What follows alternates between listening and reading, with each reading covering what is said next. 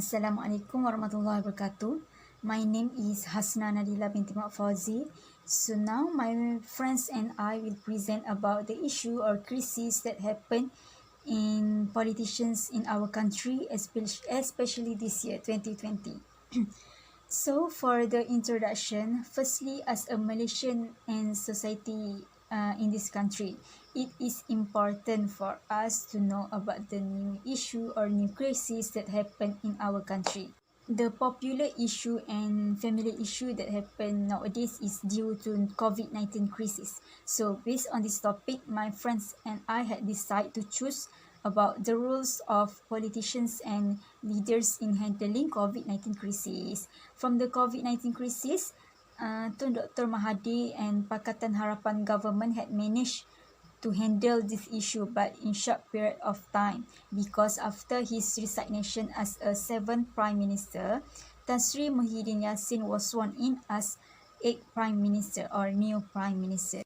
From these two head of government and two parties, Perikatan Nasional and Pakatan Harapan, we can see how arrogant the politicians and leader itself, because especially from Pakatan Harapan, party deal with the COVID-19 issue, and we can see how it affect the people because of their ego and actions behind that. In this topic, we will see and measure the actions taken by Pakatan Harapan Party and Perikatan Nasional Party in dealing with COVID-19 issue, and how the politicians and leaders in various sectors of government help the government to prevent the crisis. The first point that we have to focus is the roles of politicians and leaders itself from government sector in handling COVID-19 crisis. Okay, the first is from Ministry of Defence.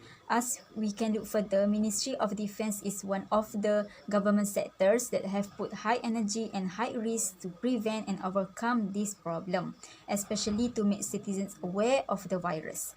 Army, police, armed force and other units are responsible under Ministry of Defence to control citizens' behaviour.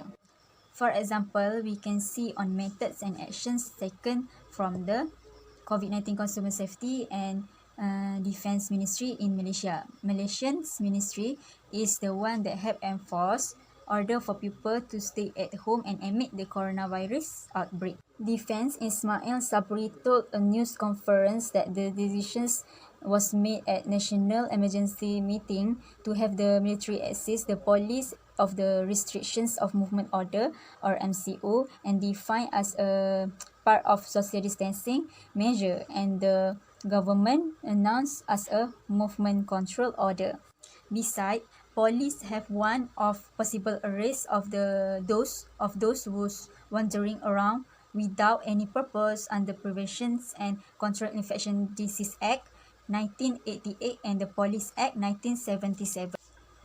After that, during the MCO, as we can see, the Minister of Defence on 2 p.m. every day play his role, that he will read the report about citizens' compliance with movement order and reporting rate of percentage of people violating MCO on the live trial television. The other example that we can see is after PKP on 4 May, the government introduced PKPB or the so-called freedom of movement as conditions movement control.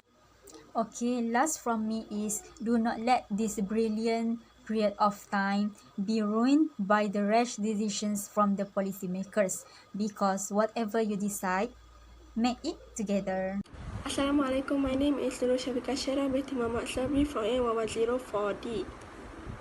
In Ministry of Tourism, Arts and Culture Malaysia, Malaysia imposed an entry ban on all travellers regardless of their nationality who had visited Hubei, Zhejiang, Jiangsu, Hokkaido, Japan, Italy, Iran and the Republic of Korea provinces within a period of 14 days prior to entry Malaysia. At the same time, the immigration and visa cancellation to Chinese nationals from coronavirus affected area. Malaysia cancelled immigration facility, including visa to Chinese from Wuhan and other cities near Hubei province from 27 January in order to contain the coronavirus import. The minister itself added, in line with the recent announcement by the Malaysian National Security Council and On the movement control order, all tourist accommodation are allowed to operate at a minimum level. However, all guests are required to remain in their room during this period and are allowed to order room service. The minister added that check-ins are allowed at tourist accommodation but only on a small and limited scale. Secondly, during the MCO period, Malaysians are not permitted to leave and non-citizens are not allowed to enter the country. Malaysian overseas may return, provided that they undergo medical examination upon their arrival and subject themselves to a 14-day quarantine. The government has mandated symptomatic check on all passengers arriving in Malaysia. Health alert card (HAC) are being issued to flying passengers indicating their health status. A number of flights have been cancelled by Malaysian Airlines and AirAsia to Chinese cities including Shanghai and Beijing as well as Hong Kong and Macau. Next, airlines are currently allowing cancellation of book tickets until the end of March and offering either full refund or credit account.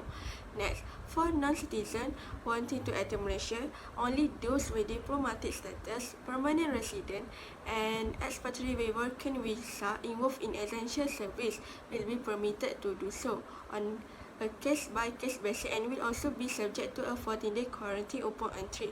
No land travel is permitted except for those 10% essential goods and food. Ports will continue exploration except for those managing cruise ship.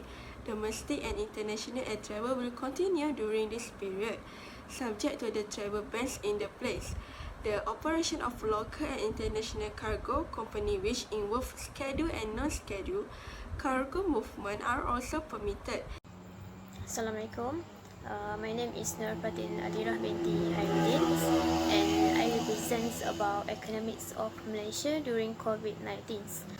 The Ministry of Economy of Malaysia is Yang Berhormat Datuk Seri Muhammad Azmin bin Ali. Malaysia has lost billions of dollars during COVID-19. In order to heal the economic course of Malaysia, the government has announced to reopen the economic sectors, but they must follow strictly health measures and mass gathering is still not allowed.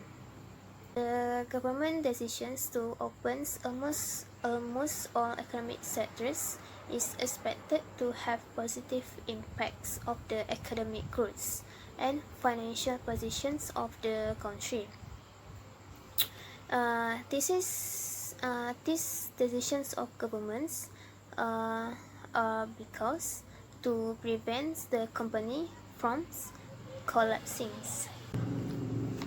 Furthermore, reopening the economies will allow business, particularly small and medium enterprise, to start generate incomes and protect their jobs. The employees who is about to start the jobs during COVID-19 must screenings in the hospitals to check whether they have the COVID-19 positive or not to start working in the economic sectors. 27 March 2020, Tan Sri Muhyiddin Yassin has announced the package of Prihatin, which is to help the individuals or business which have been negative impacts during COVID-19. The government will provide bantuan Prihatin Nasionals, which is one of cash to the peoples, which is individuals, household, single individuals 21 years and above, and also students get 200 ringgits of Malaysia one-off. During COVID-19, the government has allocated the monies to give 1 GB free data from 8 AM until 6 PM to help the people who works from homes or the students who learns online learnings. Warahmatullahi wabarakatuh. My name is Nurul Natasha Sarsadila binti Abrahman. Today I would like to present about how the Ministry of Health play their role in order to addressing the issue of COVID-19 in Malaysia. Ministry of Health is the most important sector in addressing the issue of COVID-19. Ministry of Health used all the way in order to protect Malaysian people from this virus. Ministry of Health also we protect all the individual from COVID-19 infection regardless of their nationality or they have immigration status. The most important person in this Ministry of Health is Datuk Dr. Nur Hisham Abdullah as Health Director General. Health Director General Datuk Nur Hisham Abdullah in the press conference that the health worker had to explain in detail their instructions and the responsibility during treatment in order to make sure all the patients get the right treatment. Ministry of Health want to advise people to apply the health advice that has given by the Ministry of Health. Ministry of Health has provide program 3C and 3W, which is 3C is we need to avoid it, crowded place, confined space, and close conversations. And then the 3W we need to apply in daily life. We need to wash your hands and with soap and water, and then we need to wear a face mask and warn. We have warning about how dangerous COVID-19 is. Dr. Nur Hisham was held in this position since 2013 and is considered a face of confidence by Malaysians for providing the latest information through social media until late at night, well beyond official work hours. Of Health also warned that anyone who has travelling history need to isolate themselves for 14 days as quarantines, and during the quarantine they need to monitor any symptom like fever, cold, sore throat or breathing difficult. If you have all the system, you need to go to the nearest health facility to check if you fall positive in COVID-19 or not. Ministry of Health has give the advice using the mass media like television, so that it proved that Ministry of Health have played their role in order to help people from COVID-19. Okay, that's all for me. Assalamualaikum, my name is Nobarkis binti Abdul Wahab. So here I am to explain the differences of action was taken by Pakatan Harapan and Perikatan Nasional Government in COVID-19 crisis. Firstly, the PH government has previously failed to contain the cluster of public assembly at the Sri Petali Mosque in Kuala Lumpur, which was the causes of the second wave of the COVID-19 outbreak in Malaysia. From 25 January 2020 until all members of the cabinet of PH resigned on 25 February, no proactive action has been taken to deal with the COVID-19 infection outbreak.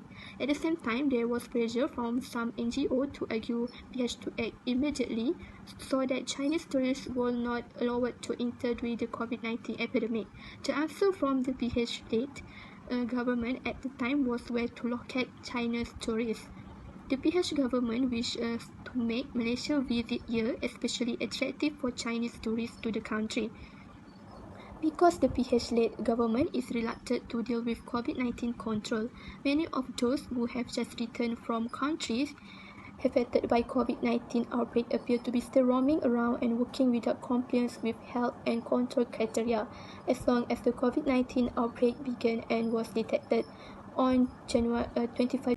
Besides, the PH-led government has not taken any proactive step towards COVID-19 contact. In fact, the PH-led government welcomed COVID-19 Chinese patients from Singapore and allowed the entry of Chinese tourists from infested areas except Wuhan. Meanwhile, there has been a warning from the Chinese government about the spread of the COVID-19 epidemic in his country. Although China only locked down a few places like Wuhan, the spread of the disease is much faster. The PH-led government was busy with the argue that Tun M resign as PM7 and give way to Anwar as PM8. There are no instructions to use countermeasures in dealing with the COVID-19 outbreak at the country interest. It can be seen that the body temperature tracking tool is not fully used. In fact, foreign tourists are still free to enter the country until the incident of Tun M resigned as Prime Minister on 24 February. All this show that the PH government is more political than the life of the people. As a result, the second wave started much could be controlled by the failure of the PH government in dealing with COVID-19 outbreak. Cross today that the COVID-19 effect. Next, from 24 February until 29 February, the Pakatan Harapan government administration will not function after Dr. Mahathir Mohamad resigned as Prime Minister. At that time, the country was only led by him as interim Prime Minister. Tan Sri Muhyiddin Yassin was appointed as 8th Prime Minister under Perikatan Nasional on 1 March. The Health Minister, Dr. Adham, also shared his effort to curb the outbreak, including publishing 40 hospitals dedicated to treating COVID-19 patients. The government under Tan Sri Muhyiddin Yassin also introduced MCO on 18 March. The MCO, which has been in operation since 18 March, has shown good result or has successfully suppressed the spread of COVID-19 and even maintained the number of new cases of infection in 100 to 100 cases a day. According to the Ministry of Health projection, the implementation of the MCO has contributed significantly to the reduction in the cumulative number of COVID-19 positive cases. The success of COVID-19 outbreak was short-lived thanks to the timely introduction of the MCO as well as the foreign COVID-19 infection cases are increasing, showing that the outbreak in country is much more manageable and controlled than is the case in the United States and Italy with a higher prevalence of infection. The extension of the MCO over a long period of time is good decision, as 1 month is not enough to stem the outbreak. Countries that have been vocal about government decision to enforce the MCO have now welcomed measure action and even implemented the MCO in their respectively country. Accordingly, political leaders, regardless of ideology or political differences, either the ruling party or the opposition should argue their members should support us to enter the MCO and even help those in need of basic need during the MCO period. We should adopt the new norm proposed by the Ministry of Health and Prime Minister Tan Sri Muhyiddin Yassin to avoid shaking hands, frequently washing hands, social distancing at all times in an effort to save them from COVID-19 infection. The people should support the action of government using Tan Sri Muhyiddin Yassin leadership who are wise in implementing action including the MCO, which clearly prioritizes the safety and health of the people. As a conclusion, we can conclude that the government of Malaysia had tried their best in order to solving the pandemic COVID-19 in the country. For the past few weeks, the country will continue to keep abreast of the latest development within the country. Malaysia first enacted a partial lockdown on 18 March and has since extended the initial 2-week MCO twice, going into phase 3 of the movement control order. MCO authority hope that this could break the chain of infection and flatten the curve. We hope that the MCO will indeed help flatten the curve and see a reduction in the number of cases in Malaysia. Whilst I think we all can agree it is a reminder that viruses are not bound by class, wealth, ethnicity or status. Last can be said, we hope that our country will success in this battle fight with the pandemic that happened. Thank you for us from our group. Thank you.